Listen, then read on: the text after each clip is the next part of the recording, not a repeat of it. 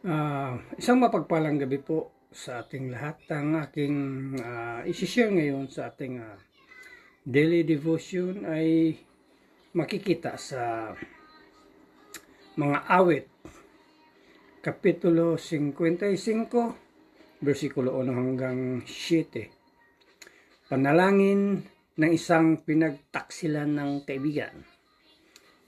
Ang panalangin ko, O Diyos, pakinggan. Mga daing ko ay huwag namang layuan.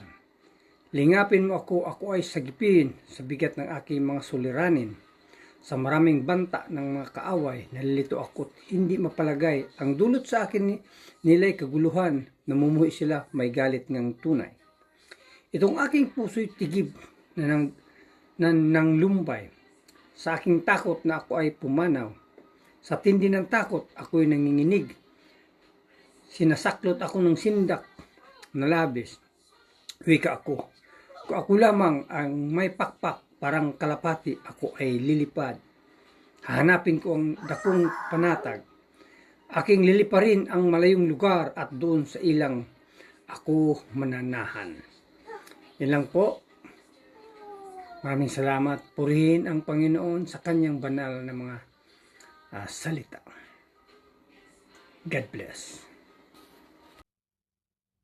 Isang mapayapang gabi po sa ating lahat. Sa aking pong pagpapatuloy ng aking paglalahad, ngayong gabi po ay nasa 55 kabanata sa aklat pa rin po ng mga awit sa talata 8 hanggang 10. Ito po ang nakasaad. Ako ay hahanap agad ng kanlungan upang makaiwas sa bagyong darating. Sila ay wasakin ni Yahuwah. Guluhin mo. Pag-uusap nila ay bayaang malito. Yamang karahasan ang nakikita ko at sa lungsod nila ay nagkakagulo. Sa lungsod na puno ng samat ligalig, araw-gabi doon sila lumiligid. Ito po ang nakasaad sa banal na kasulatan. Ang pagpupuri po at pasalamat ay laging sa Ama Lumikha. Amen. Isang mapagpalang gabi po sa ating lahat. Ang akin pong babasahin ngayon mula sa libro ng Salmo chapter 55 verses 11 to 13. Laganap ang kasamaan at walang tigil ang pang-aapi at pandaraya sa mga lansangan. Matitiis ko kung ang kaaway ko ang kumukutya sa akin. Kung ang isang taong galit sa akin ang magmamalaki sa akin, naiiwasan ko siya. Ngunit mismong kagaya ko, kasama ko at kaibigan ko, ang sa akin ay nang iinsulto. Amen. God bless po. Magandang gabi po sa ating lahat. Ang babasahin ko po ay mula po sa Salmo chapter 55 verse 14 to 16. Dati, malapit kami sa isa't isa at magkasama pa kaming pumupunta sa bahay ng Diyos. Sana'y mamatay na lang bigla ang aking mga kaaway. Sana'y malibing silang buhay sa lugar ng mga patay, sapagkat kasamaan ang nasa puso nila at sa kanilang mga tahanan. Ngunit ako ay humihingi ng tulong sa Panginoong Diyos at iniligtas niya ako. Amen. God bless po. Good evening po. Ang aking Bible verse for today is from the book of Psalms, chapter 55, verses 17 to 19. Sa umaga't hapon, maging sa gabi rin, aking itataghoy ang mga hinaing, at sa aking tinig ay kanyang diringgin.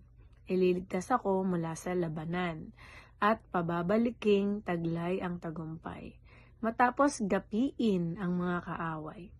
Ang Diyos na hari sa mulat mula pa ay diringgin ako, lulupigin sila, pagkat ni sa kanya'y wala silang takot. Ayaw nang magbago at magbalik loob. Amen. Ang mabuting balita ng ating Panginoon. Muli po isang mapagpalang araw po muli sa ating lahat. At dito po sa Psalms chapter 55 verse 20 to 23, ang sabi po dito, ang aking kaaway ay sumalakay maging sa kanyang mga kalyado. Sinira niya ang kanyang mga kasunduan. Ang kanyang mga salita ay mas malambot kaysa mantikilya, ngunit digmaan ang laman ng kanyang puso. Ang kanyang mga panalita ay mas makinis kaysa langis, ngunit mga tabak na hinugot. Ipaubaya mo sa Panginoon ang iyong mga pasanin at ikaw ay kanyang aalalayan. Hindi niya hayaang mabuwal magpakailanman ang matuwid. Ngunit ikaw, O Diyos, ay iahagis mo sila sa balon ng kapamakan. Ang mga taong mamatay tao at mandaraya ay hindi aabot sa kalahati ng kanilang araw. Ngunit ako'y magtitiwala sa iyo. Amen. Purihin po ang Panginoon sa pagkakabasa ng kanyang salita.